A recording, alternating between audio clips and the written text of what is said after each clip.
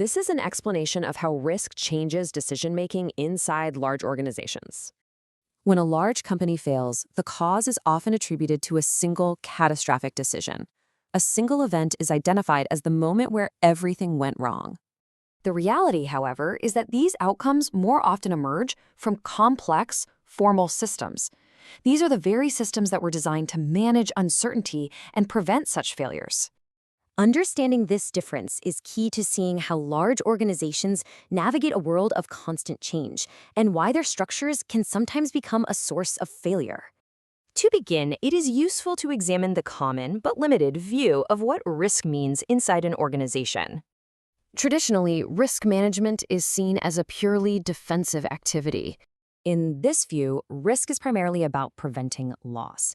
Its function is associated with buying insurance and controlling costs, and it is generally seen as separate from the organization's core strategy. This narrow view is insufficient for modern organizations, which has led to the development of a more systematic approach. This system is called Enterprise Risk Management, or ERM. It is an organization-wide approach to identifying, assessing, and managing all risks that could impact the ability to achieve strategic objectives. The objective is to provide a single, unified picture of risk across all business functions, rather than having each department manage isolated threats on its own. The ERM process is highly structured. It begins by establishing the organization's context and goals. From there, risks are identified and then analyzed for their potential impact. Strategies are then developed to treat those risks. Finally, the process includes ongoing monitoring and review, which feeds back to the beginning of the cycle. A core part of this entire system is the formal process of deciding how much risk is acceptable. This concept is called risk appetite.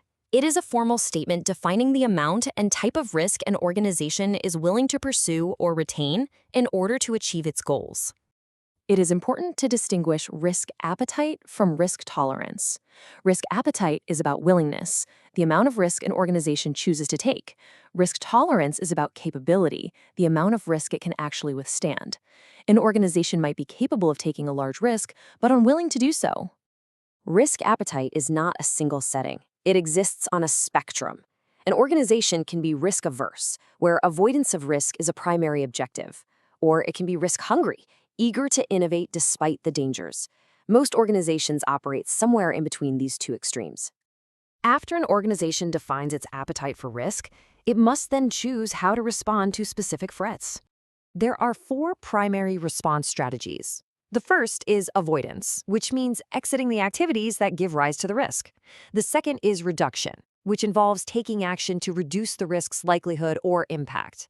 The third is sharing, which transfers a portion of the risk to another party, such as through insurance. And the fourth is retention, which is the acceptance of the risk. These decisions create a fundamental trade-off. In exchange for greater control and stability, the organization often becomes less agile. This trade-off helps to explain how the system itself can sometimes become a source of failure. The formal processes that define enterprise risk management can sometimes lead to a false sense of security. The tools of the system, such as risk registers, can encourage what has been called ritualistic decision-making and an illusion of control. This happens when the act of documenting risks becomes more important than actually understanding them. It is a classic example of mistaking the map for the territory. The entire system of enterprise risk management is designed to make decision-making structured, predictable, and defensible. And this reveals the core trade-off. In optimizing for control and predictability, an organization may become less able to adapt to the kinds of risks that its formal system was not designed to see.